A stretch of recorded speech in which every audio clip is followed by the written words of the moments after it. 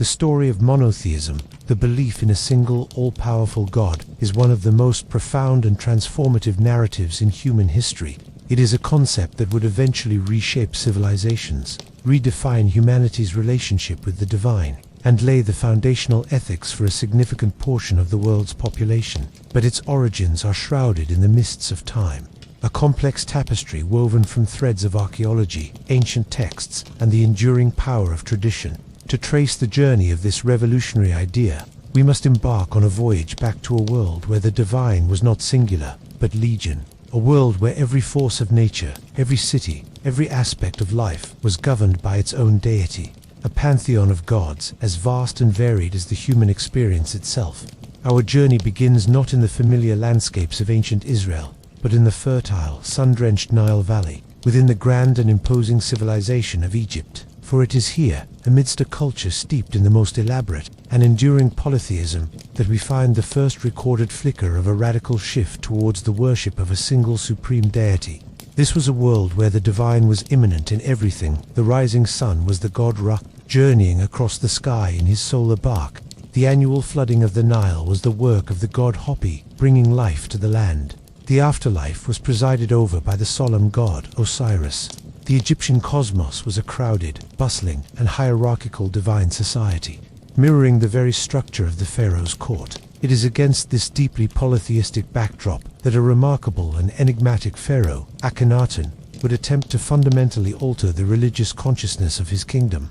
In the 14th century, before the Common Era, he instituted a form of worship centered exclusively on the Aten, the radiant disk of the sun. This was more than just the promotion of a sun god to a position of supremacy, a common enough practice in Egyptian history. This was something different, something revolutionary.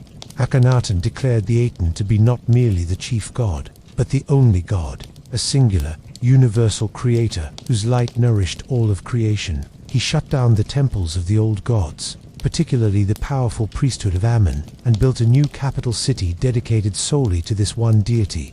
The artistic style of the period changed, moving away from idealized, formal representations to more naturalistic, even intimate, scenes of the royal family bathed in the rays of the Aten. This Amarna period, as it is known, stands as a startling anomaly in the long sweep of Egyptian history. It was a brief, brilliant, and ultimately failed experiment. After Akhenaten's death, the old religious order was swiftly restored. His name was chiseled out of monuments, and his capital city was abandoned to the sands. The traditional pantheon of gods reclaimed their dominion over the Egyptian soul. For a long time, scholars pondered the connection between Akhenaten's monotheism and the later, enduring monotheism of the Israelites. Was it a direct influence, a borrowed idea, or was it a fascinating parallel, a unique emergence of a similar concept in a completely different context? To answer this, our narrative must then travel east, from the palaces of Egypt to the rugged highlands and arid deserts of Canaan, the land that would become the crucible for the faith of ancient Israel. Here, in a land bridge between mighty empires, a different story was unfolding. The early Israelites, as best as we can reconstruct from the biblical texts and archaeological evidence, were not initially strict monotheists. Their world was one of what scholars call monolatry, the worship of one God, Yahweh, without necessarily denying the existence of other gods. The biblical text itself is filled with references to this struggle, as prophets and leaders constantly called the people back from the worship of the Canaanite god, Baal, or other deities.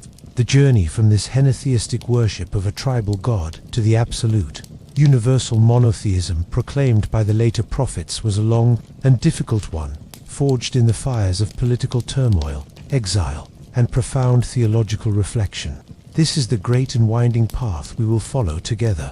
It is a story that spans centuries and continents, from the sun-baked temples of Egypt to the divided kingdoms of Israel and Judah, and finally to the exiled communities by the rivers of Babylon. We will explore the dramatic figures who shaped this belief, the Pharaoh Akhenaten and his beautiful wife Nefertiti, the prophet Moses, who tradition says confronted a pharaoh and led his people to freedom, the fierce prophets like Elijah and Isaiah who thundered against idolatry and refined the concept of a single just and ethical God. We will see how a concept that failed to take root in the most powerful empire on earth found fertile ground among a vulnerable and often oppressed people. transforming their identity and, in time, the world. This is not merely a historical investigation, but an exploration of a fundamental shift in human consciousness. It is the story of how the divine multitude was distilled into a singular voice, how the God of a particular people became the God of all creation, and how a small nation's relationship with its deity produced an ethical imperative for justice and compassion that would echo through the ages. So, let us begin this journey at the beginning, in the land of the Nile, at the height of its polytheistic splendor. As the stage is being set for the first great monotheistic experiment in recorded history. To understand the sheer audacity of Akhenaten's revolution, we must first immerse ourselves in the world he sought to overthrow. The civilization of ancient Egypt was, for nearly 2,000 years before his reign, a bastion of polytheism so intricate and so deeply woven into the fabric of daily life that it was indistinguishable from reality itself. The Egyptian did not simply believe in his gods. He lived in a world permeated by their presence, a cosmos where the divine and the mundane were inextricably linked. The air one breathed, the river that watered the fields, the sun that rose each morning, all were tangible manifestations of divine beings with their own personalities, myths, and demands. This was a universe governed by the principle of Matmat, was the fundamental order of creation, the concept of truth, balance, harmony, and cosmic justice that the gods had established at the beginning of time. It was the opposite of chaos, or Isfit. The rising of the sun was a daily victory of Mat over the chaos of darkness. The predictable flooding of the Nile was the enactment of Mat. The role of the pharaoh was to be the mortal embodiment of this principle, the intermediary between the gods and humanity, whose primary duty was to uphold Mahat through ritual, offerings, and righteous rule. The entire state, with its vast bureaucracy and priesthood, was ultimately an engine for maintaining this cosmic balance. And the engine was powered by a breathtakingly complex pantheon. The Egyptian gods were not distant, abstract figures. They were immediate, personal, and involved in every aspect of existence. Let us consider a few of the paramount deities who formed the pillars of this ancient worldview. There was Ra, the great sun god, the creator and king of the gods, who sailed his bark across the sky by day and through the treacherous underworld by night. His daily journey was a cosmic drama upon which all life depended. Then there was Amun, the hidden one, a god of air and invisibility who, by the time of the New Kingdom, had merged with Ra to become Amun-Ra, the king of the gods and the national patron, whose priesthood in Thebes wielded immense economic and political power, rivaling that of the pharaoh himself. There was Osiris, the god of the afterlife, the resurrection, and fertility. His myth was central to the Egyptian hope for eternal life. Murdered by his brother Seth, he was resurrected by his sister wife Isis and became the lord of the underworld, the judge of the dead. Every Egyptian hoped to be identified with Osiris in death, to undergo their own resurrection and enjoy a blessed afterlife in the field of reeds. His son, Horus, the falcon-headed god, was the prototype of the ruling pharaoh. The living king was the embodiment of Horus, while his deceased father became Osiris. The goddesses were equally powerful. Isis, the devoted wife and powerful magician, was a model of loyalty and maternal care.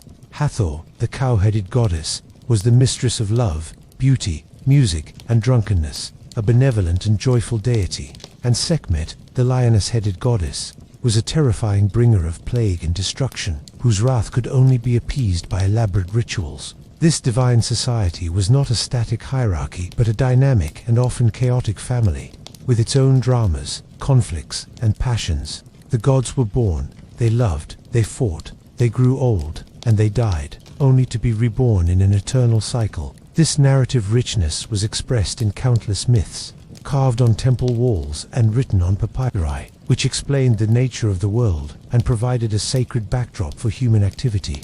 The interaction between humanity and this crowded pantheon was managed through an elaborate system of temples, priesthood, and ritual. The temple was not a place for communal worship in the way we understand it today. It was the mansion of the god, a microcosm of the universe, and a fortress against chaos. Deep within its sanctuary, in the Holy of Holies, resided the cult statue of the god, believed to be infused with the actual divine presence. Only the pharaoh and the high priests were permitted to enter this inner sanctum to perform the daily rituals, washing, clothing, and feeding the god, acts that were essential for sustaining the god's vitality and, by extension, the continued functioning of Mat. For the average Egyptian, direct access to the great state gods was limited. Their piety was expressed at local shrines and through household gods, and most profoundly, through their fervent devotion to Osiris and the complex funerary practices designed to ensure a safe passage to the afterlife. Death and the afterlife were an overwhelming preoccupation, not out of morbidity, but from a profound belief in the continuity of existence. The body was meticulously preserved through mummification. The ka, or life force, was sustained with offerings, and the ba, or soul, embarked on its perilous journey through the underworld, facing demons and final judgment before the throne of Osiris. This, then, was the spiritual landscape of Egypt, a world alive with countless divine personalities, a society structured around their service, and a cosmology where order was perpetually maintained through a symbiotic relationship between gods, pharaoh, and people. It was a system that had proven its resilience for millennia, providing meaning, comfort, and a framework for understanding a sometimes unpredictable world. The power of the gods was absolute, their presence undeniable, and their worship the very heartbeat of the nation. It was into this deeply entrenched, complex, and vibrant world of many gods that a king would be born who would dare to declare it all an illusion, and in its place raise the banner of a single, solitary deity. In the 14th century, before the Common Era, the Egyptian Empire was at its zenith. The 18th dynasty ruled over a vast territory stretching from Nubia in the south to the Euphrates in the north. Thebes was the magnificent capital, its grandeur centered around the sprawling temple complex of Karnak, dedicated to the supreme god, Amun-Ra. The priesthood of Amun had grown immensely wealthy and powerful, their influence intertwining with the throne itself. It was into this world of established power and orthodox belief that Amenhotep IV was born, a prince who would ascend to the throne and unleash upon Egypt one of the most startling religious revolutions in human history. The early years of his reign were not markedly different from those of his father. The great Amenhotep III, he ruled from Thebes and initially paid homage to the traditional pantheon, particularly Amun-Ra. But soon, a profound shift began to manifest. The new king demonstrated an increasingly exclusive devotion to a deity known as the Aten. The Aten was not a new god. It had been a minor aspect of the sun god, representing the physical disk of the sun. But Amenhotep IV began to elevate this once peripheral entity to a position of absolute supremacy. This was not the typical syncretism or the promotion of a favorite god that was common in Egyptian history. This was something entirely different in both form and substance. The king initiated a series of radical reforms that would systematically dismantle the religious establishment of Egypt. First, he changed his own name from Amenhotep, which meant Amen is satisfied, to Akhenaten, meaning effective for the Aten or spirit of the Aten. This was a profound and deliberate rejection of the god Amen, effectively chiseling the name of the state's chief deity out of the king's own identity. Then, he did the unthinkable. He abandoned the ancient capital of Thebes, the religious and political heart of Egypt for centuries. He moved his entire court to a virgin site in the desert, a place he named Akhetaten, the horizon of the Aten, known today as Amarna. Here, he built a new capital from scratch, with palaces, temples, and suburbs, all dedicated solely to the worship of his one god. The message was clear: the old order, with its entrenched priesthood and multitude of gods, was being left behind for a pure, new beginning. The physical form of worship changed dramatically. The temples to the Aten were unlike any that had come before. Traditional Egyptian temples were dark, mysterious places, with a series of enclosed courtyards and halls leading to a dark, windowless sanctuary, symbolizing the hidden nature of the divine. The temples of the Aten, however, were open to the sky, filled with countless altars upon which offerings were made directly under the sun's rays. There was no cult statue hidden in a dark room. The deity itself was visible to all, a tangible presence in the sky above. The artistic revolution that accompanied these changes was just as shocking. The rigid, formal, and idealized style of traditional Egyptian art was swept away. In its place, a startlingly naturalistic and expressive style emerged. The royal family, especially Akhenaten himself, was depicted in a bizarre and exaggerated manner: an elongated head, a thin neck, a narrow torso, wide hips, and heavy thighs. This was not a lack of skill. It was a deliberate stylistic break from the past, often interpreted as an attempt to portray the king as a unique, androgynous being. channeling the creative and life-giving force of the Aten itself. The art also became intensely intimate. We see scenes of Akhenaten and his great royal wife Nefertiti playing with their daughters, embracing and driving chariots together through the city, all bathed in the rays of the Aten. The divine was no longer remote. It was a palpable force that infused daily life with its beneficent energy. The theology of Atenism, as we can reconstruct it from the hymns carved on the tombs of Amarna's nobles, was profoundly different from traditional Egyptian religion. The Aten was not a god who engaged in mythological battles or family squabbles. The Aten was a universal, singular creator god. The great hymn to the Aten, attributed to Akhenaten himself, describes a god who created all lands and peoples, from Egypt to distant Syria and Nubia. The Aten's care was for all of his creation. He gave life to the sun in the womb of his mother, put the chick inside the egg, and made the Nile in the underworld and the Nile in Egypt for the foreign peoples. This was a god whose providence extended beyond the borders of Egypt, a radical concept in a world where gods were typically national or local. Most significantly, the relationship with the Aten was intensely personal, but it was also exclusive. Akhenaten positioned himself as the sole intermediary between the Aten and the world. Only he and his queen Nefertiti could truly know the Aten. The people were to worship the royal family, who in turn received the blessings of the Aten and distributed them to the populace. This cut out the entire priestly class, especially the powerful priests of Amen, whose temples were closed, their assets seized, and the name of Amen systematically erased from monuments across Egypt. This was a direct attack on the economic and political foundations of the state, a gamble of monumental proportions. For a brief, shining moment, the vision of a single, loving, universal God, represented by the sun disk in the sky and his prophet king on earth, held sway over the most powerful empire in the world. But this radical vision was built on fragile ground, and its light would prove to be as brief as it was brilliant. The singular vision of Akhenaten, for all its revolutionary fervor, did not long survive its creator. The king's focus had been so intensely internal, so centered on his new capital and his new theology, that the practical affairs of the empire began to fray. Inscriptions from the period show a decline in Egypt's international prestige, with pleading letters from vassal kings in Canaan going unanswered as Akhenaten attended to his religious reforms. The vast, complex machinery of the state, which had been lubricated for centuries by the theology of the old gods, was grinding to a halt. The powerful priesthood of Amen, though temporarily suppressed, had not vanished. They were merely waiting in the wings, their influence still deeply embedded in the culture and the economy. The common people, too, had been severed from the spiritual comforts of their household gods and the familiar rituals of Osiris, leaving a void that the distant, abstract Aten could not fill. Upon Akhenaten's death, the throne passed through a series of shadowy figures, the mysterious Smenkhkare and the young Tutankhaten. The latter, initially bearing a name that meant living image of the Aten, was but a child, and his reign was guided by the old guard of officials who had served his grandfather, Amenhotep III. They recognized the existential threat that Akhenaten's revolution posed to the stability of Egypt. The empire was weakening, the people were discontent, and the cosmic order of Mat had been profoundly disrupted. A restoration was not just a matter of preference, it was a necessity for the survival of the kingdom. Thus, during the reign of Tutankhaten, a dramatic and systematic counter-revolution was set in motion. The court abandoned the city of Akhetanen, leaving its beautiful buildings to the desert sands.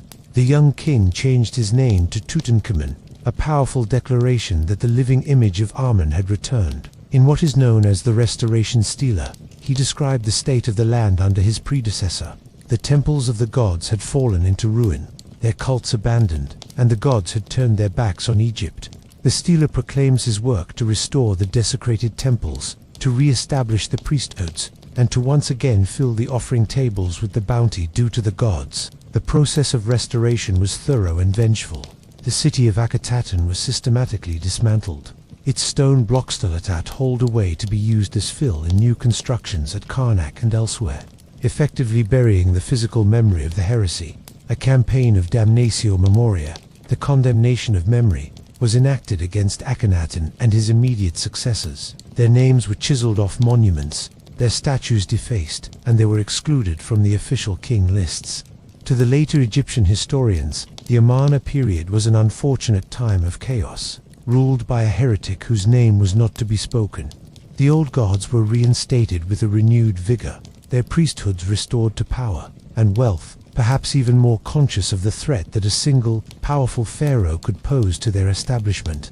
The brief flicker of monotheism had been extinguished, seemingly without a trace. The traditional, abundant, and complex world of the many gods was reasserted as the true and eternal order of the universe. The experiment of Akhenaten appeared to be a complete and utter failure, a bizarre anomaly in the long, consistent timeline of Egyptian religion.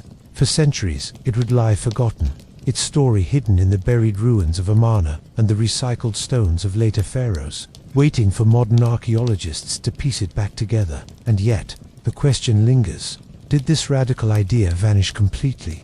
As we now turn our gaze from the Nile Valley to the rugged hills of Canaan, we must carry this question with us. The chronological proximity of Akhenaten's revolution to the traditional timelines of the Israelite Exodus and the formation of their unique faith is striking. Could a memory of this powerful, singular deity have drifted eastward? Or was the emergence of Israelite monotheism a completely independent development, born from the unique pressures and revelations experienced by a different people in a different land?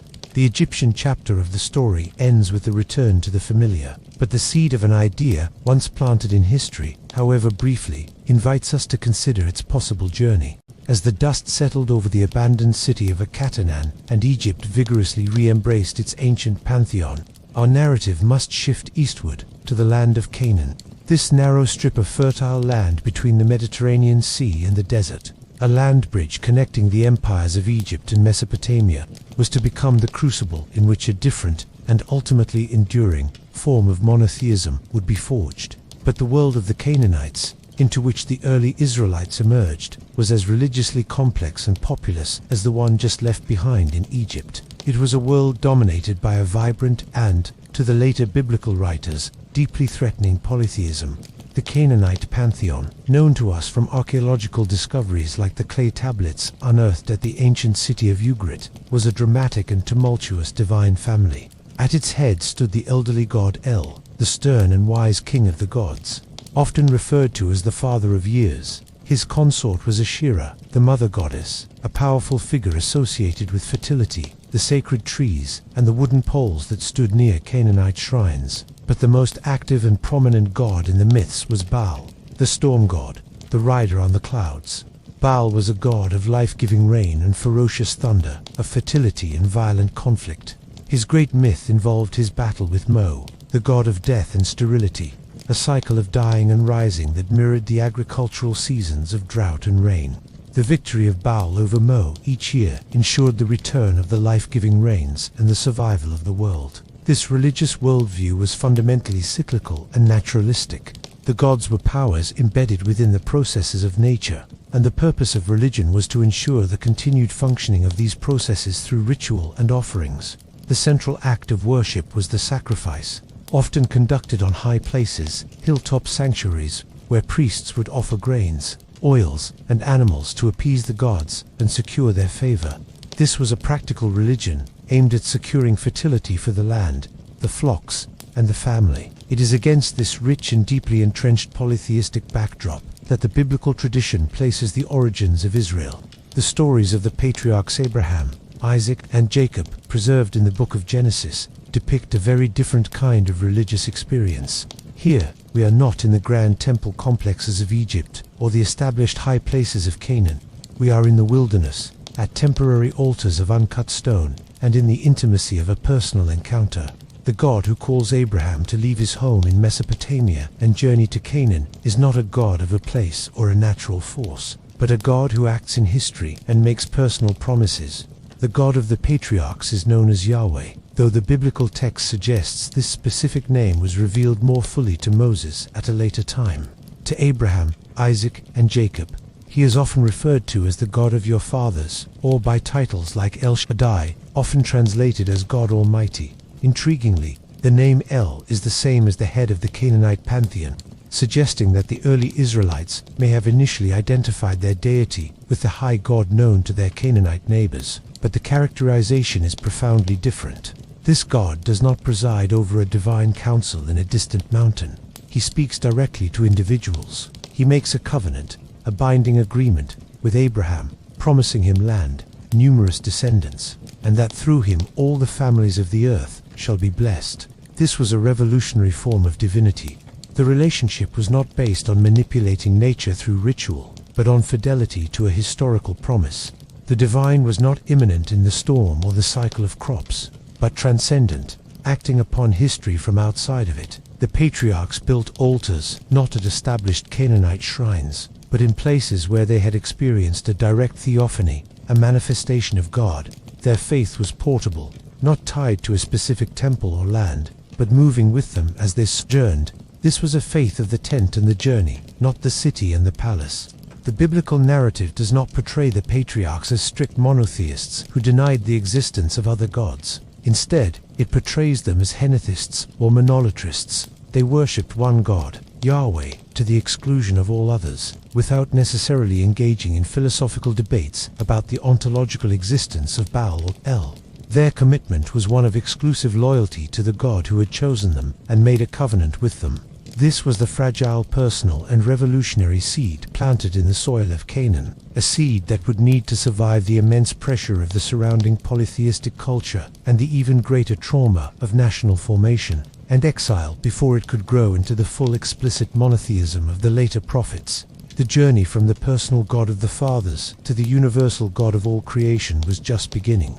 The narrative of Israel's origins takes a dramatic and foundational turn with the figure of Moses. While the patriarchal stories describe the beginnings of a family and a faith, the story of Moses is about the forging of a nation and the formal establishment of a covenant that would define that nation's identity for all time.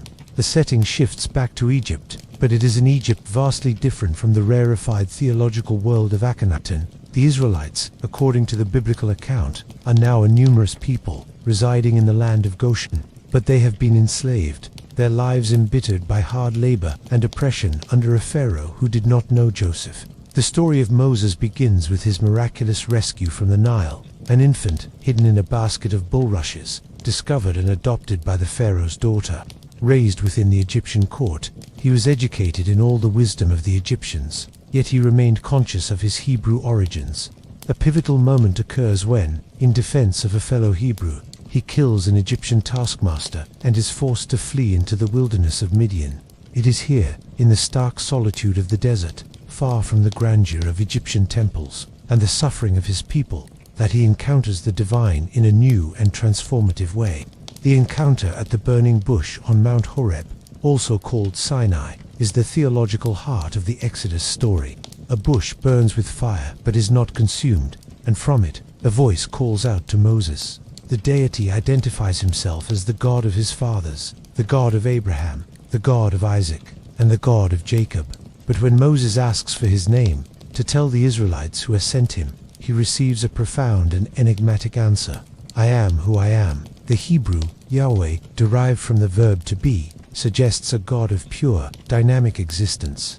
This is not a God tied to a place or a natural phenomenon like the Aten or Baal. This is a God whose very essence is being itself, a God who is fundamentally and eternally present and active. The name Yahweh denotes a God who will be who he will be, whose nature is revealed through his actions in history. Armed with this new revelation and a reluctant sense of mission, Moses returns to Egypt to confront the Pharaoh with the divine command, "Let my people go." The ensuing contest is not merely a political struggle for liberation. It is a theological battle, a series of plagues that systematically demonstrate Yahweh's power over the entire Egyptian cosmos. Each plague can be seen as a direct challenge to a specific Egyptian deity. The Nile turning to blood challenges Hopi, the god of the Nile. The darkness challenges Ra, the sun god.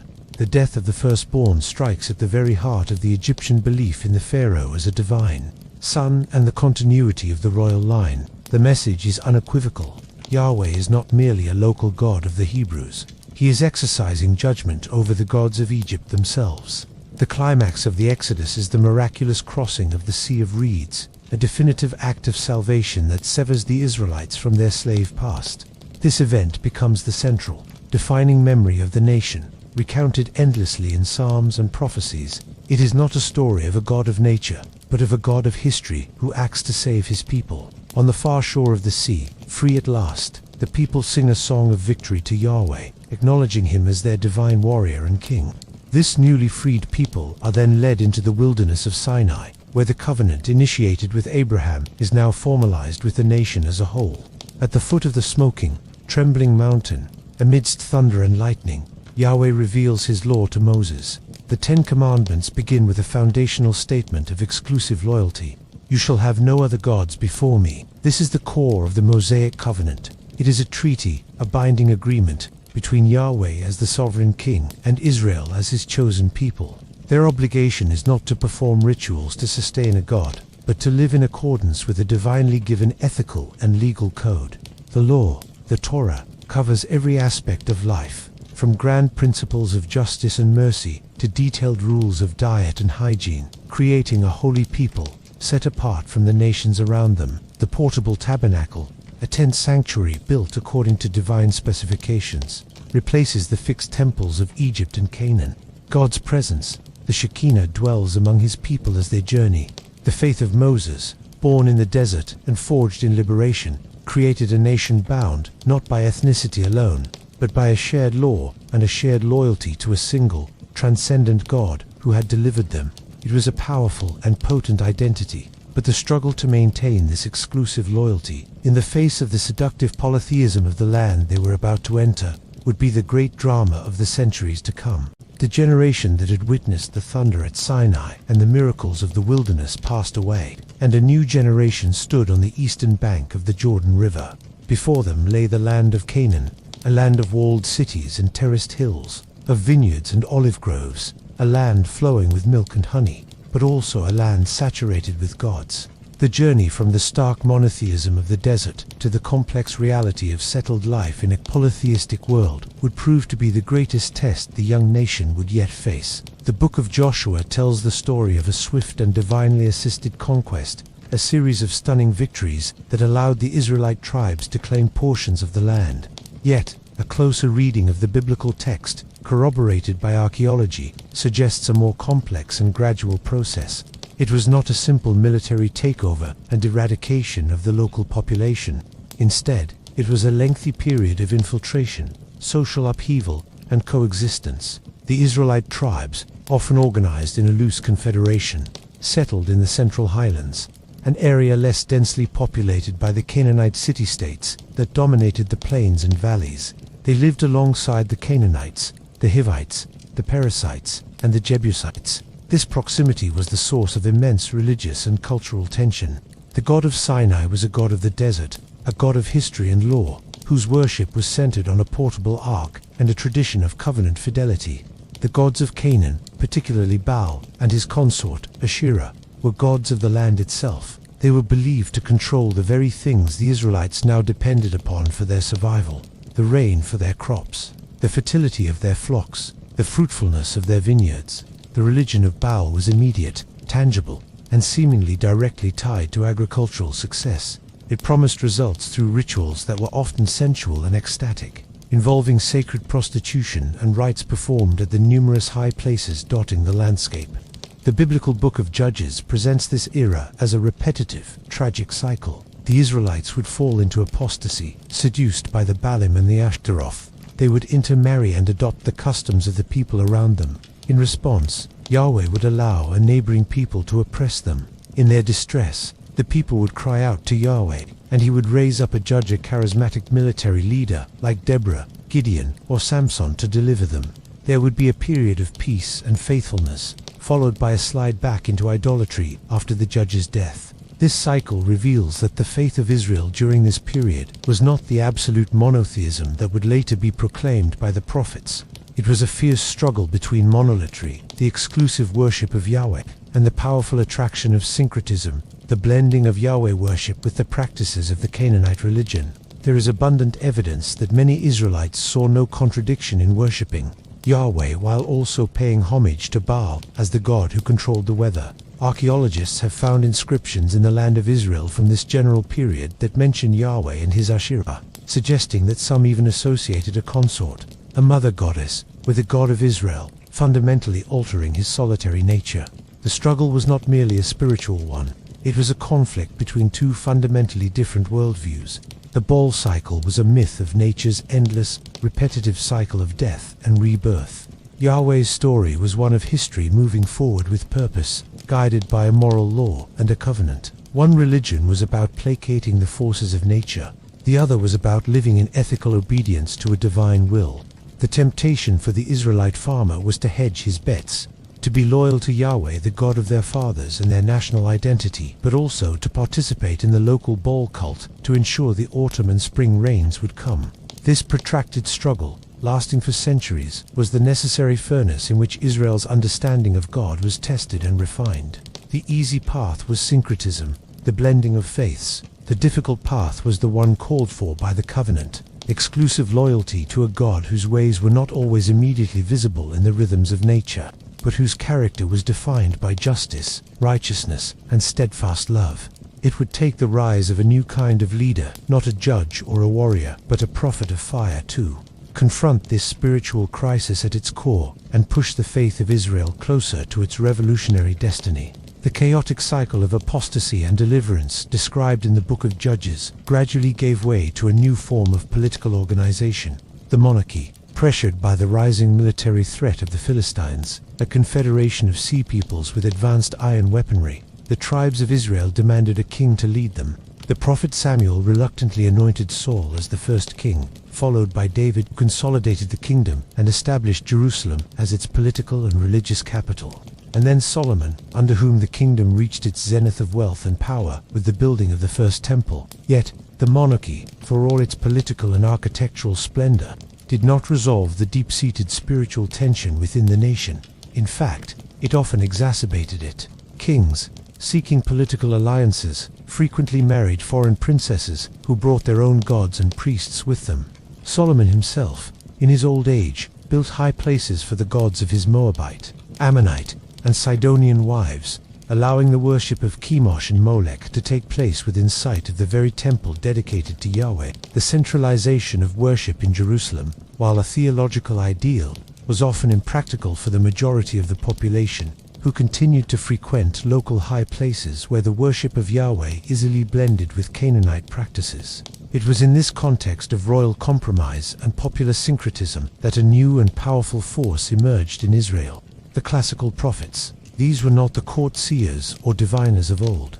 They were men and women who claimed to be seized by the word of Yahweh, compelled to speak truth to power. They were the conscience of the nation, and their primary mission was to call the people back to the exclusive loyalty demanded by the covenant of Sinai. The prophetic movement erupted with the dramatic figure of Elijah in the northern kingdom of Israel during the reign of King Ahab and his Phoenician queen Jezebel. This was a period of intense crisis. Jezebel was not merely a private adherent of the god Baal-Mekat. She was a militant evangelist for her god, supporting hundreds of his prophets and actively seeking to eradicate the prophets of Yahweh. The confrontation came to a head on Mount Carmel, a traditional high place sacred to Baal as the storm god. Elijah, standing alone against the 450 prophets of Baal, issued a stunning challenge: the God who answers by fire. He declared, "He is God." The contest was a direct assault on the very nature of Baal. The prophets of Baal spent the day in a frenzy of ritual, slashing themselves and crying out, but there was no voice, no answer, no fire. Elijah, in contrast, drenched his sacrifice with water, making any natural ignition impossible. His simple prayer was not a ritual incantation, but an appeal to the covenant relationship. "Answer me, O Yahweh, answer me, that this people may know that you, Yahweh, are God, and that you have turned their hearts back." The fire of Yahweh fell, consuming not only the sacrifice but the wood, the stones, and the dust, and even licking up the water in the trench. The theological statement was undeniable. Yahweh, not Baal, controls the forces of nature. He is the true source of fire and rain. The God of history is also the Lord of creation. This was a monumental leap. Elijah was not just defending the worship of Yahweh, he was actively denying the very power and existence of Baal. The struggle was no longer just about exclusive loyalty. It was moving towards the ontological claim that other gods were simply non-existent, mere figments of wood and stone, powerless before the reality of the one true God. The prophetic message, however, went far beyond theological purity. The great literary prophets who followed Elijah, figures like Amos, Hosea, Isaiah, and Micah deepened and refined this understanding. They thundered against the social injustices that festered in a society that had abandoned the covenant. For them, correct ritual worship was meaningless, even detestable to God, if it was accompanied by oppression of the poor, corruption in the courts, and a neglect of mercy. Amos, a shepherd from the south, preaching in the prosperous north, declared that God hated their religious festivals because they were a mask for injustice. Isaiah proclaimed that God was weary of the multitude of sacrifices. What he desired was for his people to seek justice, correct oppression, bring justice to the fatherless, plead the widow's cause. The prophets were universalizing the character of Yahweh. He was not merely a national god, a divine patron concerned only with Israel's military success. He was the holy and righteous creator of the entire world, who held all nations to a standard of morality, and who held his own covenant people to an even higher account. The covenant was not a guarantee of protection, but a call to ethical living. Failure to live up to that call would bring not just military defeat, but the covenant curses, culminating in the ultimate catastrophe, exile from the very land God had given them.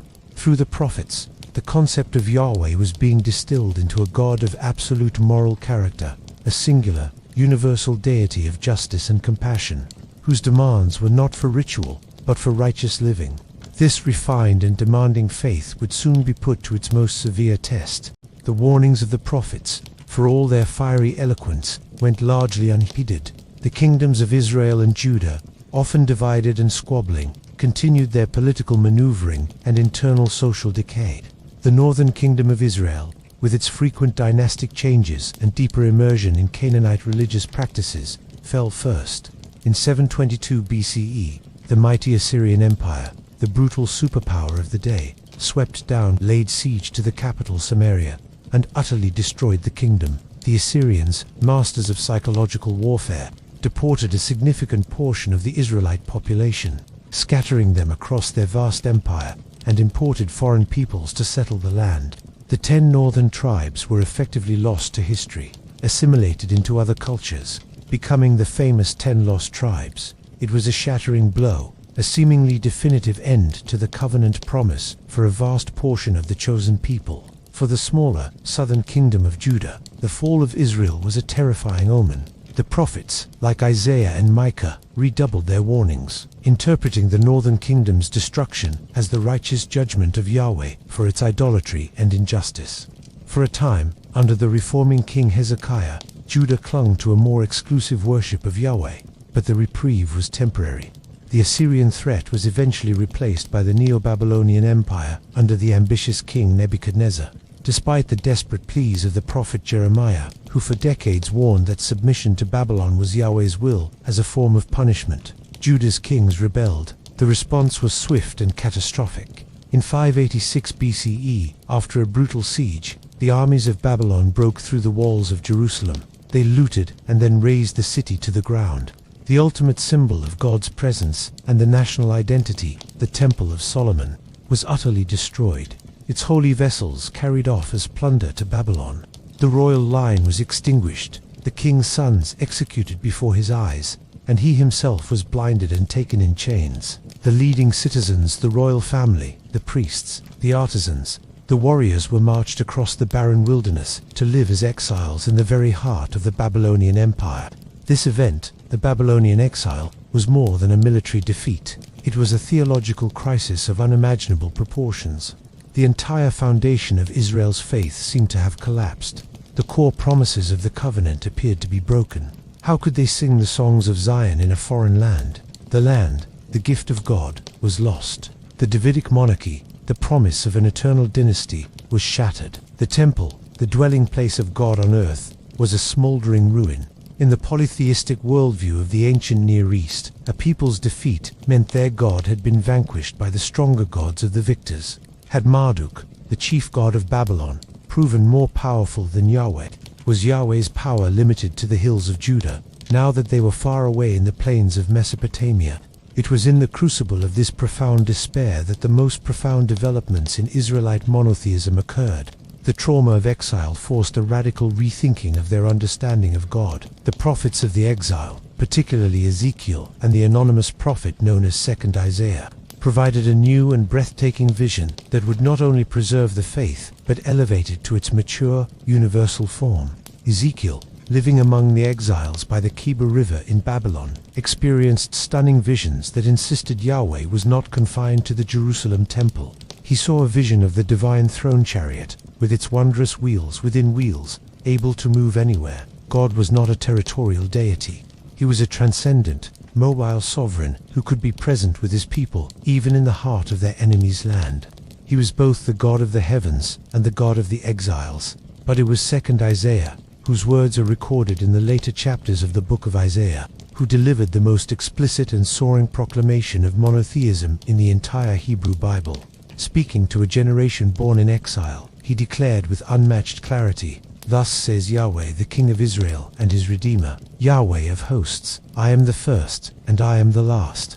Besides me there is no God." He mocked the idols of Babylon as worthless chunks of wood and metal, carried about because they cannot walk, speechless because they have no breath in them. For the first time, the existence of other gods is not just denied in practice through exclusive loyalty, it is denied in principle. They are nothing. Yahweh was now proclaimed as the one, singular, all-powerful creator of the ends of the earth, the one who directs all of history. The exile itself was reinterpreted not as Yahweh's defeat, but as his purposeful discipline.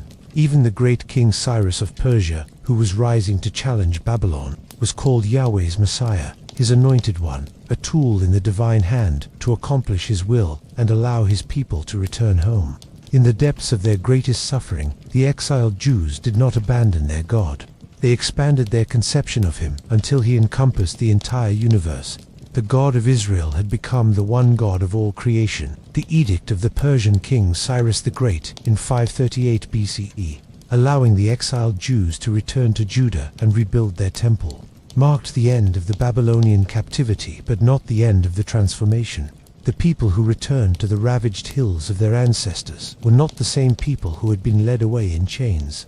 They were a people refined by fire. Their identity now crystallized around a faith that had been tested and had emerged, not merely intact, but stronger and more clearly defined than ever before. The experience of exile had burned away the last vestiges of comfortable syncretism. The struggle between Yahweh and the Baalim was over. The victorious faith was an uncompromising, principled monotheism. The small province of Yehud, as it was now known under Persian rule, became a theocratic community, fiercely dedicated to preserving its unique identity.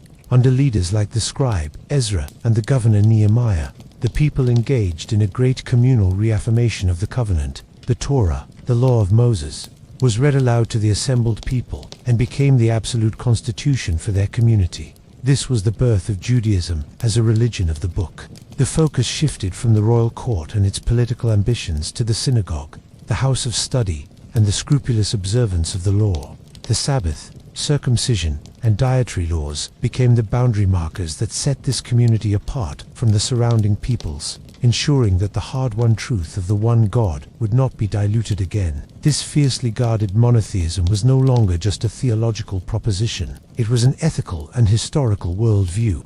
The one God was a God of justice and compassion, whose primary demand was for his people to act justly and love mercy. This God was the Lord of all history, guiding the rise and fall of empires according to a divine plan that was often mysterious but always purposeful. This was a profound departure from the cyclical, nature-bound worldviews of the surrounding cultures. It introduced into the world the concept of history as a linear narrative moving toward a divine goal, a universe governed by a single moral will.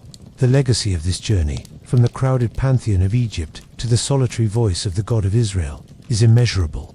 It provided the foundational bedrock for the two great daughter religions of Christianity and Islam, which would themselves carry the concept of the one God to the farthest corners of the globe. The ethical imperatives proclaimed by the prophets to care for the poor, the orphan, and the widow, to seek justice and walk humbly, became cornerstones of Western moral philosophy.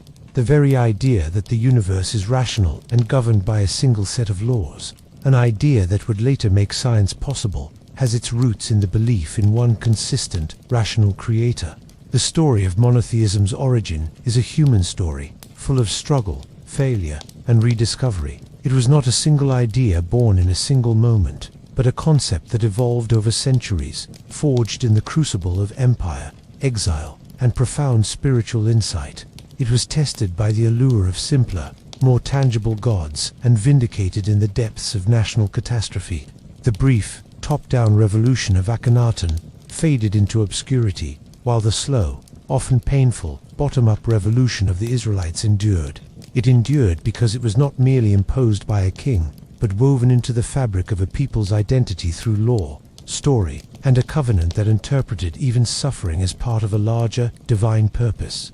The voice that first spoke in a personal promise to a patriarch in the wilderness, and thundered from a mountain in the desert, had finally been understood as the one voice speaking to all of creation, a legacy that would forever change the world. And so, our long journey through the origins of monotheism finds its rest. We have traversed the vast chronological and spiritual landscape from the sun-baked temples of Egypt to the war-torn hills of Canaan, and finally to the reflective quiet of the post-exilic community in Jerusalem. The narrative of a single, supreme God, which now seems so innate to so much of the world, reveals itself not as a sudden revelation, but as a slow dawning, a concept that took shape over millennia, tested and tempered in the furnace of human experience. We began in a world where the divine was multiple, a world that made intuitive sense.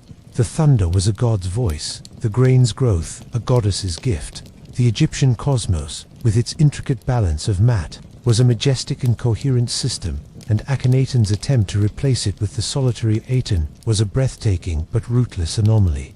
It was a revolution from above, a theological decree that failed to capture the hearts of the people because it did not emerge from their struggles, their stories, or their understanding of their own place in the universe. It was imposed, and when the imposer died, the idea died with him.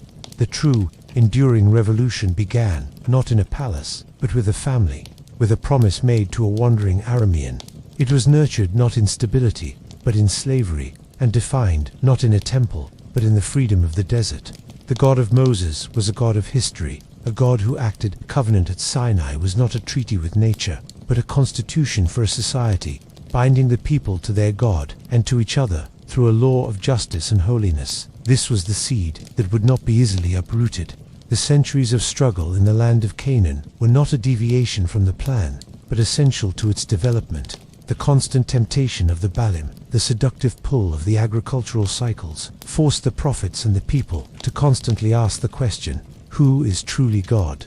Is it the force that makes the rain fall, or is it the voice that speaks from the fire, demanding righteousness? The confrontation on Mount Carmel was the dramatic climax of this struggle, but it was in the daily grinding resistance to syncretism that the Israelite understanding of God was hardened. The ultimate test, the exile, was the fire that purified the metal. When every external support of their faith, the land, the king, the temple, was stripped away, all that remained was the relationship itself and the word of the prophets.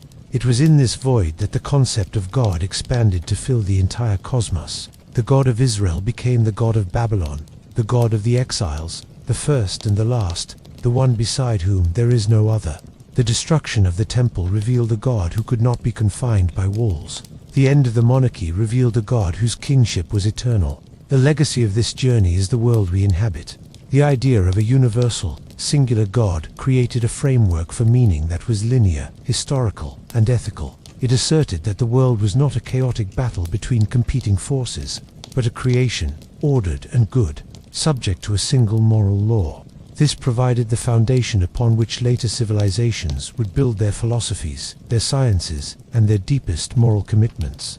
The whisper that spoke to Abraham, the voice that thundered at Sinai, the challenging cry of the prophets, and the comforting words in exile coalesced into a force that would shape history. As this narrative concludes, we are left not with a simple answer, but with a profound appreciation for the complexity of this spiritual evolution. The origins of monotheism are a testament to the human capacity to seek the divine, to wrestle with profound questions in the midst of suffering and joy, and to slowly, painstakingly arrive at a truth that would forever alter the human story. The many gods have fallen silent, their voices fading into the myths of antiquity, but the whisper of the one God, forged in the deserts and exiles of the ancient world, continues to echo down the centuries. With the return to Zion and the re-establishment of a community centered on the Torah, The revolutionary idea of the one God was no longer a struggling vision, but a settled, foundational truth. This hard-won conviction did not, however, mark an end to spiritual development. Instead, it opened a new chapter, forcing humanity to confront a new set of profound questions. The existence of a single, all-powerful, and ethically demanding creator God introduced concepts into the world that would forever alter the course of human thought. First was the problem of theodicy, the question of evil in a world governed by a good God.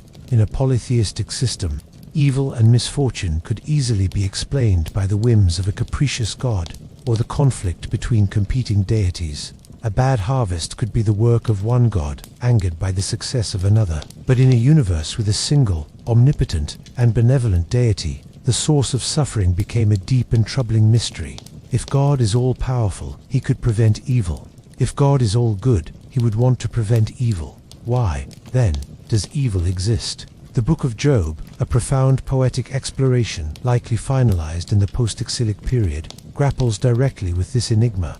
Job's friends offer traditional explanations. His suffering must be punishment for his sin. But the text demolishes this simple equation. Job is righteous, yet he suffers immensely. God's answer from the whirlwind does not provide a neat solution, but instead reveals the vast, unsearchable gap between divine wisdom and human understanding. The message is that the reality of the one God is too complex for simple, transactional formulas. Suffering was no longer a random stroke of fate or the malice of a minor deity. It was a mystery to be endured in faith, a part of a cosmic picture too large for the human mind to grasp. Second, this monotheism created a new understanding of the individual's relationship with the divine. In the ancient world, a person's identity was almost entirely collective, defined by their family, their city, and their people. The gods were concerned with the group. But the God of Israel, while certainly the God of the nation, was also a God who heard the cry of the individual. The Psalms, the prayer book of the Second Temple, are filled with the most intimate and personal outpourings of a single soul to its creator. A solitary voice cries out from the depths of despair, shouts for joy in moments of elation, and seeks forgiveness for personal failings. This God was interested in the heart, the inner moral and spiritual state of the person. This fostered the development of the individual conscience, the notion that each person was personally accountable to the divine law and the recipient of divine love and scrutiny. The relationship was no longer mediated solely by king and priest. It was a direct, personal connection between the human and the divine. Finally, the concept of universal history and ultimate purpose was born. Polytheistic myths were typically concerned with eternal, cyclical returns, the season dying and being reborn, the endless repetition of cosmic battles. The story of the one God, however, was a story with a beginning, a middle, and an end. It started with a divine fiat, "Let there be light," and it was moving toward a final goal, a culmination often described by the prophets as the day of the Lord. This was a linear, not a cyclical, view of time. History was going somewhere.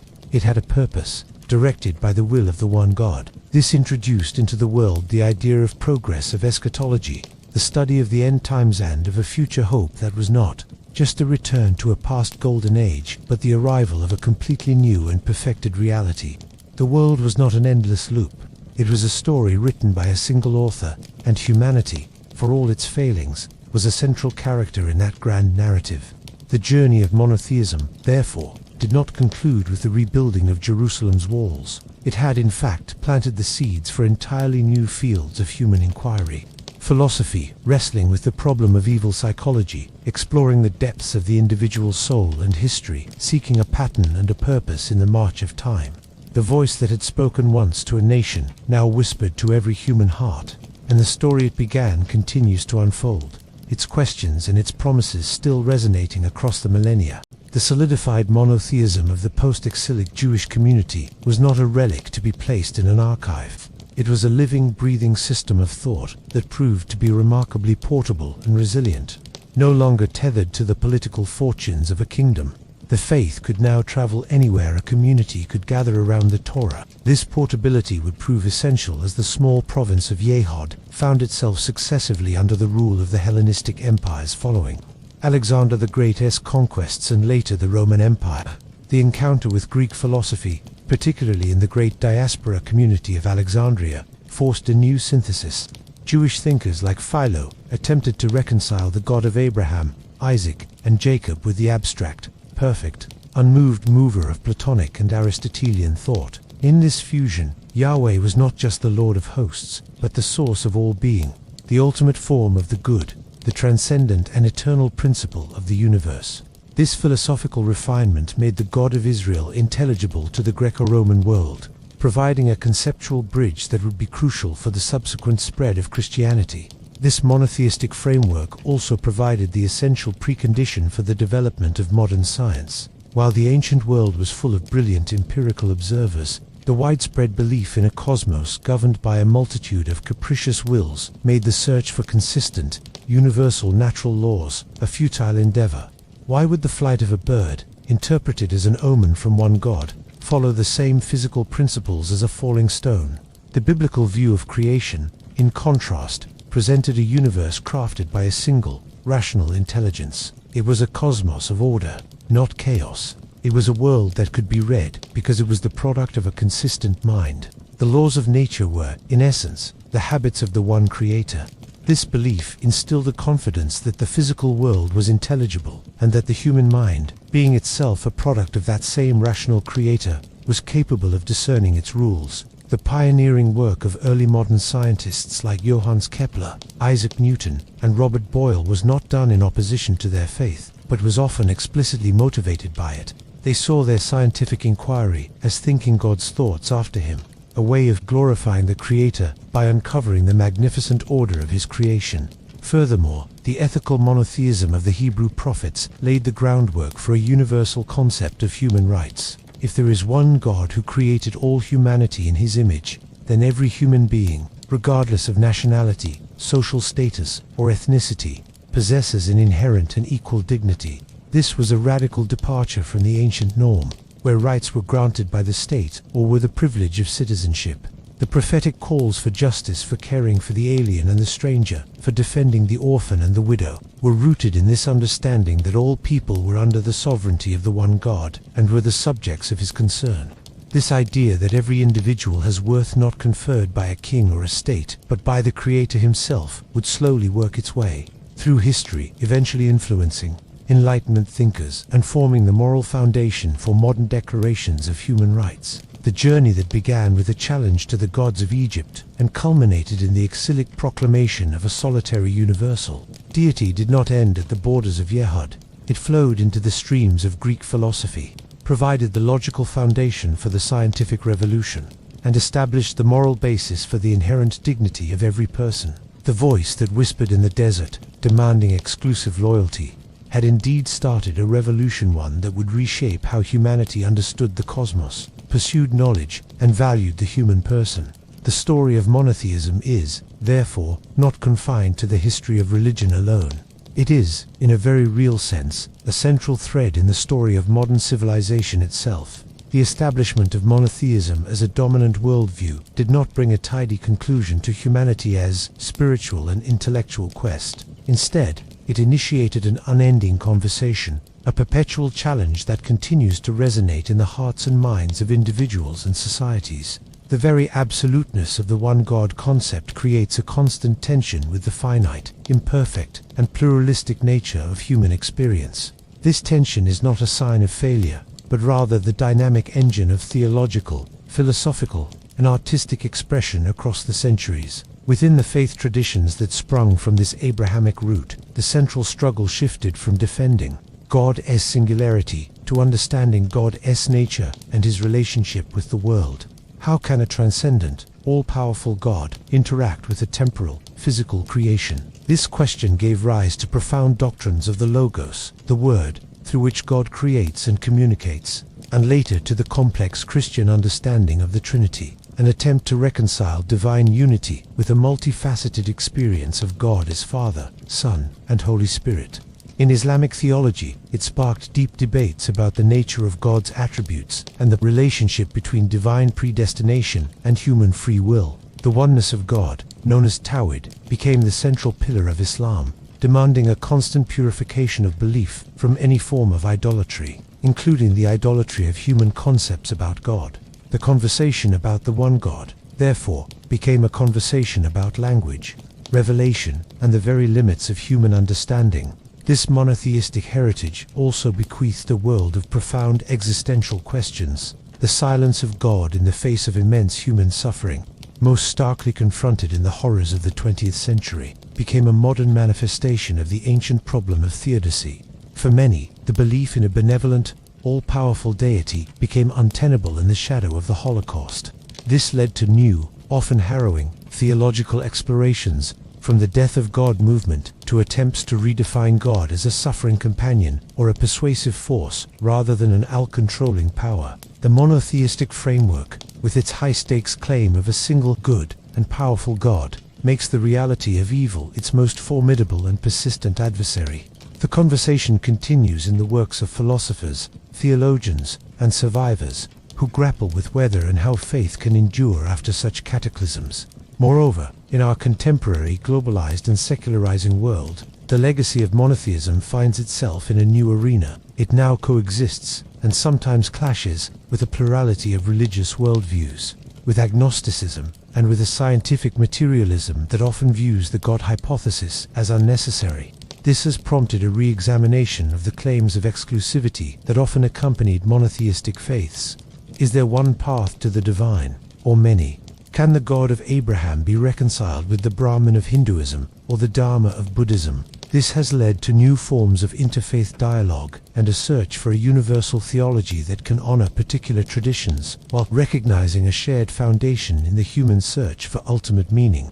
Thus, the journey that began thousands of years ago is far from over. The revolutionary idea of one God did not provide final answers so much as it set the terms for an eternal dialogue. It demands that we confront the deepest questions of existence, morality, and purpose. It challenges us to find coherence in a world of diversity and suffering.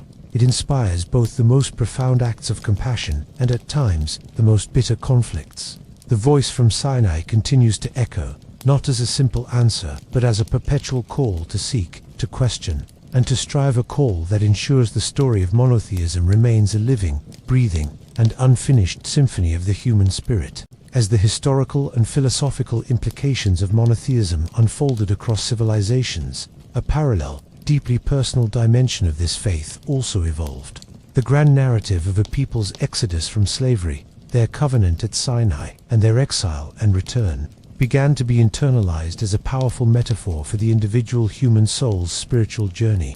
The belief in one God, who is not only the architect of the cosmos but also intimately aware of each human heart, transformed the spiritual life from a series of external rituals into an ongoing inner dialogue. This concept is powerfully present in the Psalms, where the psalmist's internal struggles with doubt, fear, guilt, and joy are laid bare before the divine Thou. The external enemies of Israel become the internal enemies of the soul. Despair, arrogance, and faithlessness. The longing for Zion becomes a longing for inner peace and spiritual closeness to God. This introspection was further refined in the wisdom literature, such as Proverbs and Ecclesiastes, which framed the moral and ethical demands of monotheism not just as communal law, but as the path to a wise, meaningful, and personally fulfilled life. To follow the law of the one God was to align oneself with the fundamental order of the universe, leading to a life of shalom, a deep, holistic peace and flourishing. This internalization reached a crescendo in the mystical traditions that blossomed within Judaism, Christianity, and Islam. For the Jewish Kabbalists, the cosmic drama of God's self-withdrawal to make space for creation, the shattering of the vessels of light, and the task of gathering the divine sparks became a map for the soul's own journey back to its source. The Christian mystics from Meister Eckhart to St. John of the Cross described a profound ascent of the soul, a stripping away of the self, or a dark night of the soul, to achieve a direct, unmediated union with the Divine One. In Sufism, the mystical heart of Islam, the central concept of Tawhid, the absolute oneness of God, became the goal of the seeker's entire existence. The Sufi poet Rumi expressed this as a longing to annihilate the individual self in the ocean of the divine, where the lover and the beloved become one. In this mystical context, monotheism was not merely a belief to be affirmed, but an experiential reality to be attained.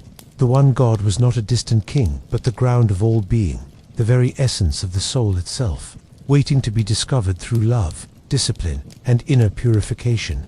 The external history of exile and return was mirrored by the soul's own sense of exile from God and its yearning for return. The prophet's call for social justice was matched by the mystic's call for inner purity, for only the pure in heart could see God. This personal, internal dimension ensured the survival and relevance of monotheism far beyond the confines of its original cultural and historical context. It meant that the faith could speak to a person in a prison cell, a farmer in a field, or a merchant in a distant land with the same power it once held for a king or a prophet. The covenant was not just with a nation, but was written on the human heart. The journey of monotheism, therefore, is not only a story of empires and exiles, of temples built and destroyed.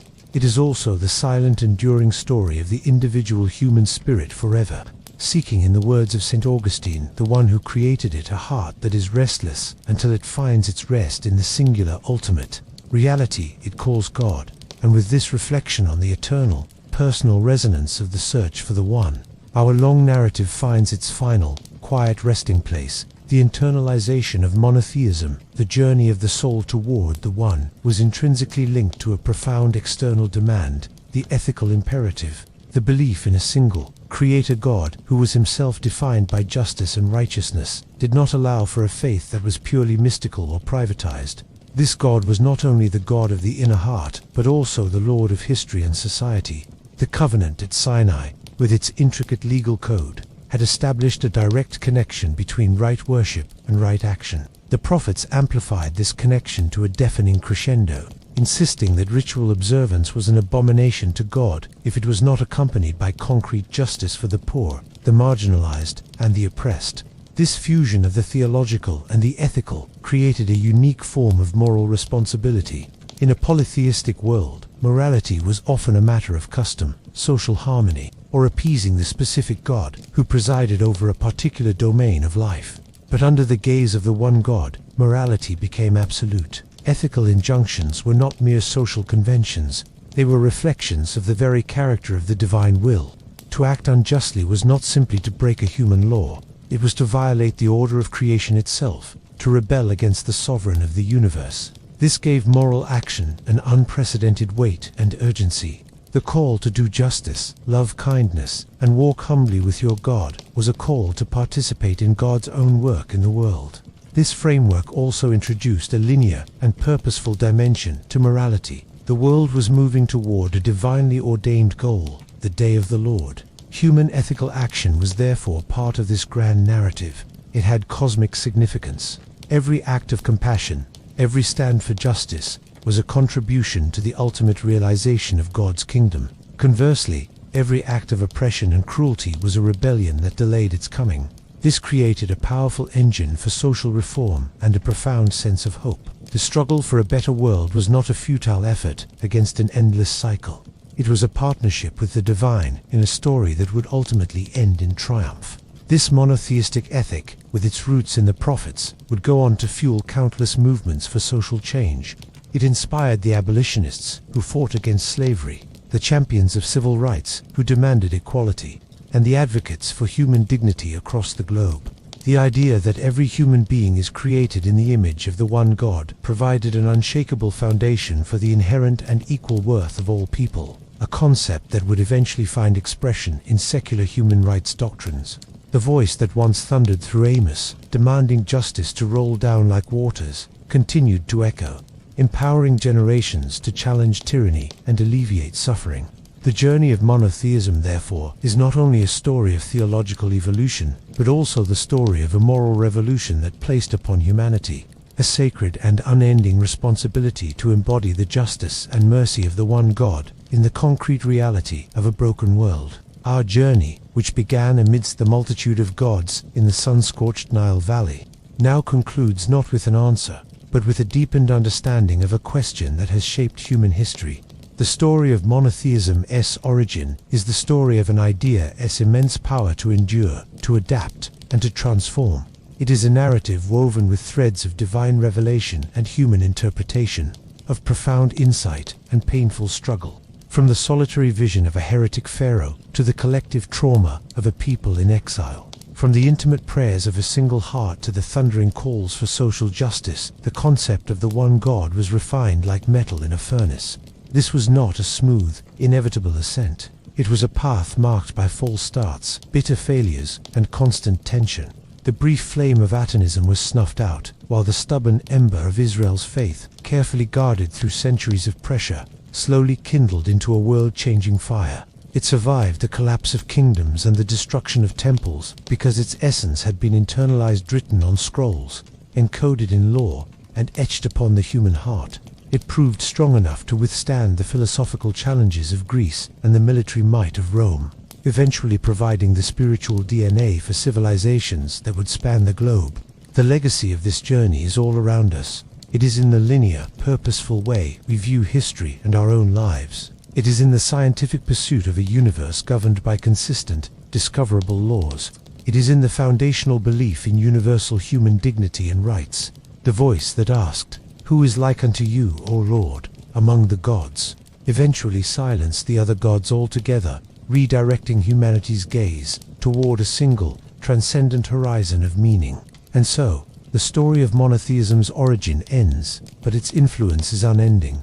It is an unbroken thread connecting the ancient to the modern, the communal to the personal, the human to the divine. It is a testament to the enduring human quest for a unifying truth, a single point of light by which to navigate the vast and often dark expanse of existence. The search for the one, born in the deserts of the Near East, remains an indelible and defining part of the human story.